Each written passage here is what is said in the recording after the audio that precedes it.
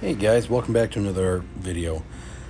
Today, well, I should say this day, I took my family to a 4-H event where we started making handmade cards. So, what you're seeing is some of the cards that they're making, some of the processes, what they're doing to make their cards. They did a fantastic job following what was already made and how to make ones that look like it, at least.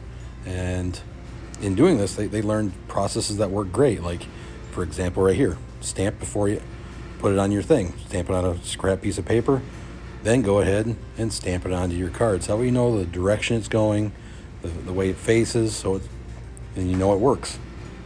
Especially with the words, as you saw there. Practice first, so you know you're putting it down the right direction. So during this day, though, we made tons of cards, different types of styles. You're seeing how they're putting a couple of these cards together, and then at the very end, you're going to get a chance to see some of the cards that they made that day.